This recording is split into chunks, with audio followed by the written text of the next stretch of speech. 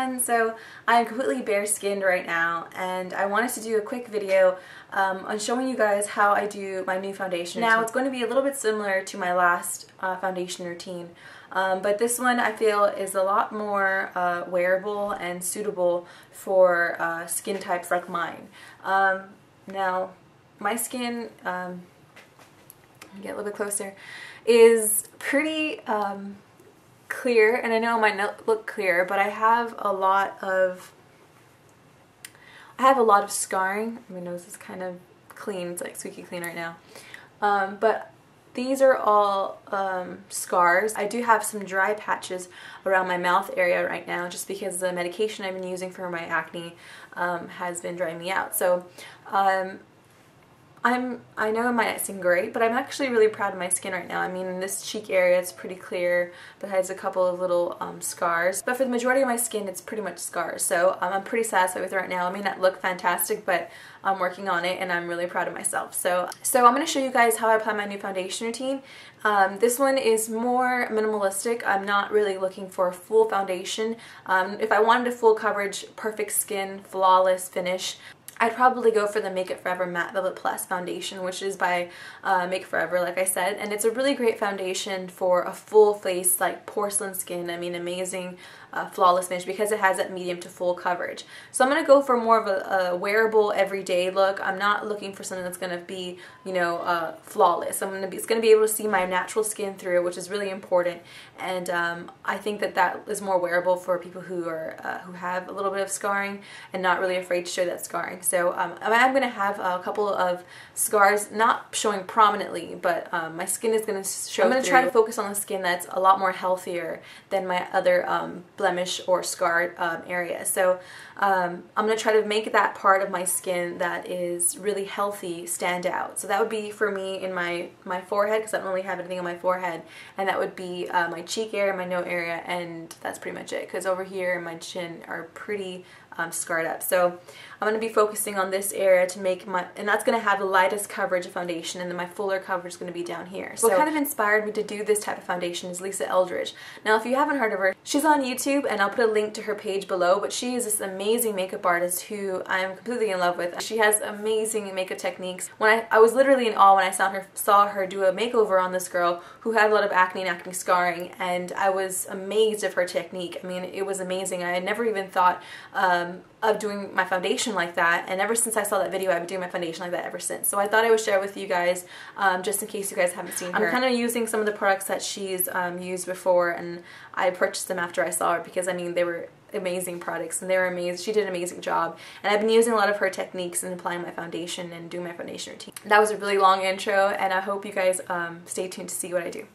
So first is primer. Now normally if it's during the daytime, I usually use something with an SPF in it. So that would be this. This is what I use for almost every day when I have a light coverage. This has an SPF of 15, but since I'm going out tonight, I decided to do the same type of foundation, very sheer and beautiful, but I want something that doesn't have SPF in it, because if I do take pictures with some friends when I'm out, I don't want to have that, you know, white face and tan body. So I'm going to go for something without an SPF. So I'm going to go for the Mercier Secret Mattifying Finish primer. This is not necessarily a primer, but I use it as one. It's a great mattifying gel, so I kind of just use it as that.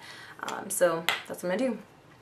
So I'm just going to take a tiny amount onto my hand, just like so.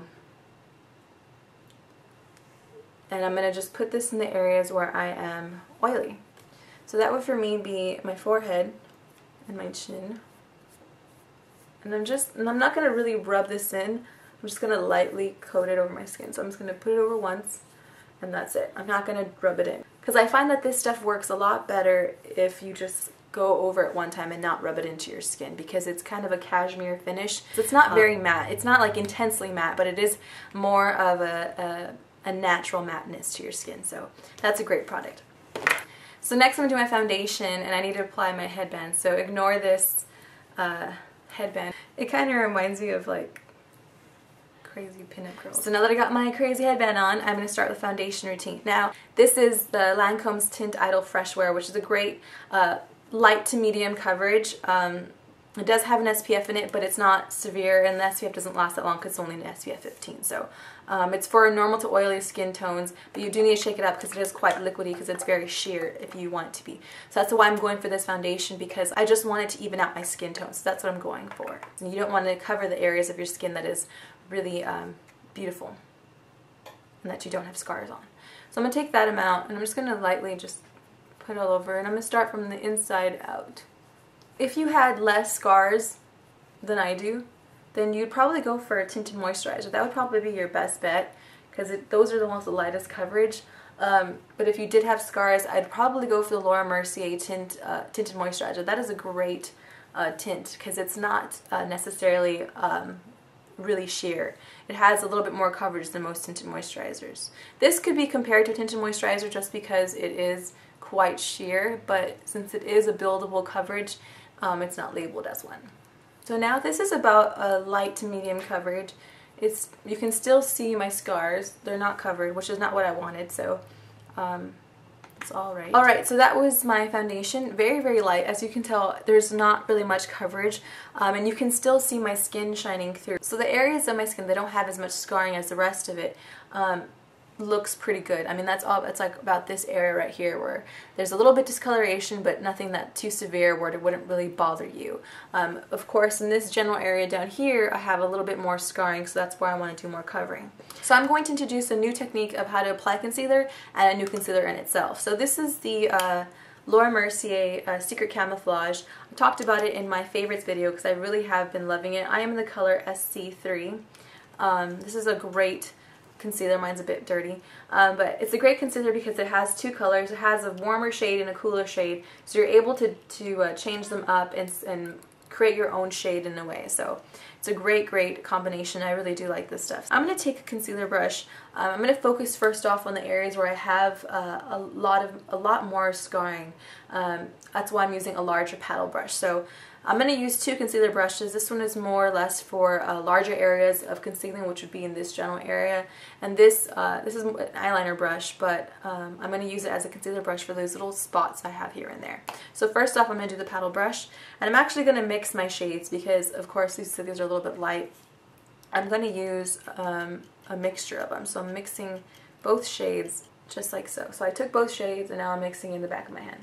Now what I'm going to do is, like I said, I took the concealer and mixed it on the back of my hand, and now I'm taking that concealer and I'm going to conceal the areas where I have a larger amount of scarring, and that is typically in this area here, in this general area here where I have a lot of scarring. So I'm going to work on that area just like that. So as you can see, it looks a little bit splotchy, but I'm going to start blending in and really work this product into my brush so it really gets a good amount on. And I'm just going to blend. Now I'm going to take my fingers. I'm going to go for my middle finger here because that looks a little bit more promising. And what I'm going to do is I'm going to kind of whittle into my skin and really blend out the edges of that concealer. Just like so. Now I'm going to take the darker shade because that was a little bit light. I'm going to take the darker shade of my concealer, blend it into the back of my hand,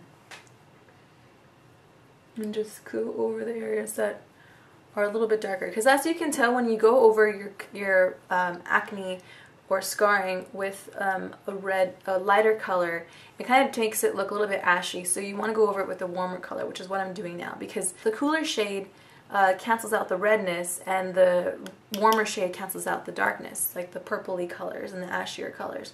So what I did was kind of make it a little bit more buildable and a little bit more natural. Alright, so this part of my area is, as you can tell, I completely transformed it by just blending and going over once again and just really working it into my skin. Sorry. Now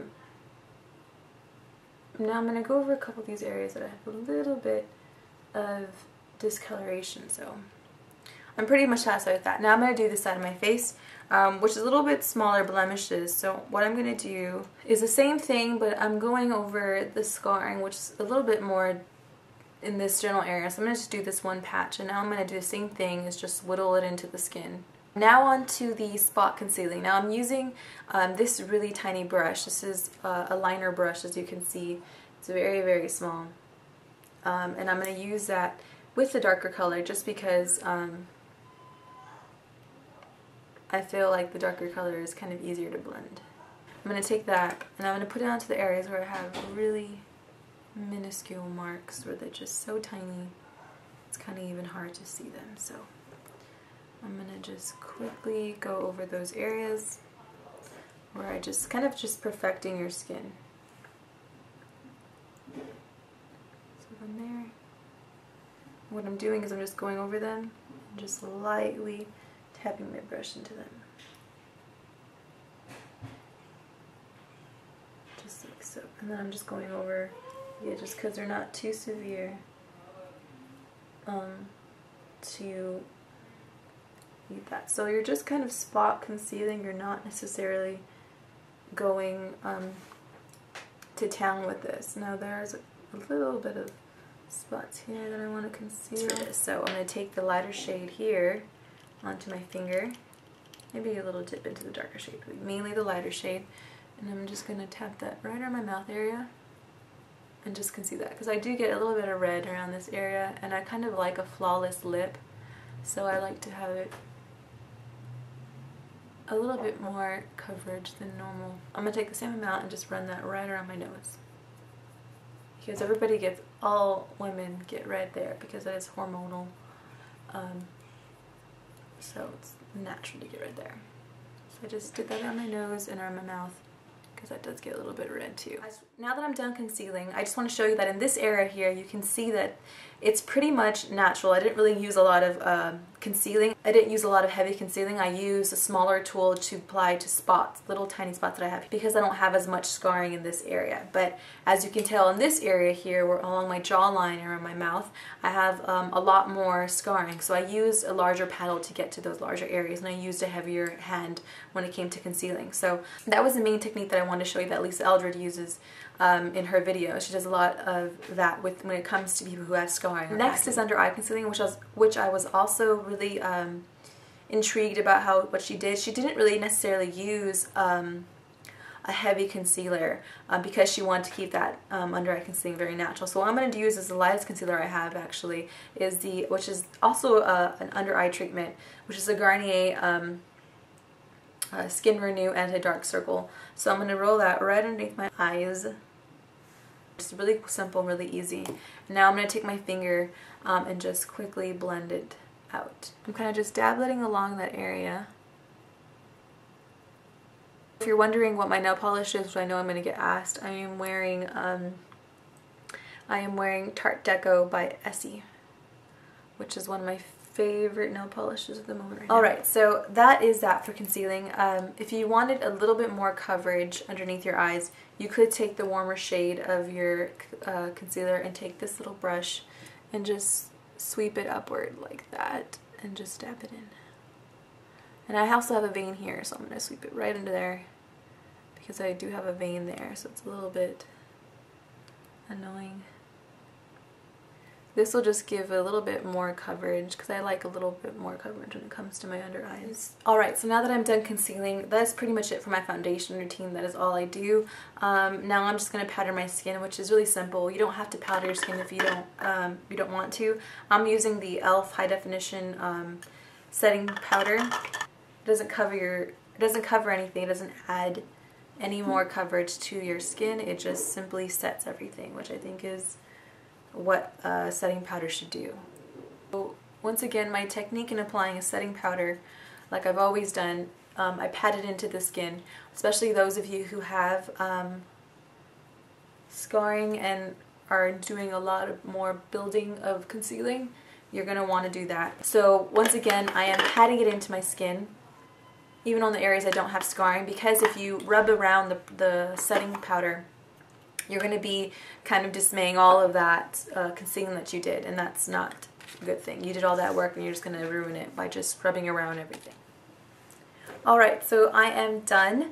That is my foundation routine that I do almost every day. As you can tell, some of my scars are a little bit visible, but it's not as severe as it was without any foundation or anything on it. I like this foundation routine because it is a little bit more natural. My skin doesn't look like it's completely covered. It doesn't look like it's so full. As you can tell, my forehead area, it looks a lot more natural. It doesn't look as fully covered. You can still see my skin shining through it. It doesn't look like full. It doesn't look like you have a pound of makeup on. It actually looks quite natural. So once again, I focused on this area to be my main focal point of the face. So when people look at me, they look at my cheek area and look at my forehead area, my nose. They don't look at my scarring. I really hope you look for Elisa Eldridge. Once again, I'll put her page in the below bar, at least if I remember to. I'll put her page link there so you can see her. But she's an amazing makeup artist from the UK, and I absolutely love her technique when it comes to doing acne prone skin or acne scarred skin. So I use this technique almost every day when it comes to just doing a daily foundation routine. But I'm going to do a tutorial on my eyes right now, so stay tuned for my next tutorial when it comes up. I don't know, it might be a smoky eye, so you might want to look out for that. So thanks so much for watching, guys. I hope you enjoyed. I'll try to remember to put all the products I use in the below bar, but if not, you can just rewind. So thanks, guys. Bye.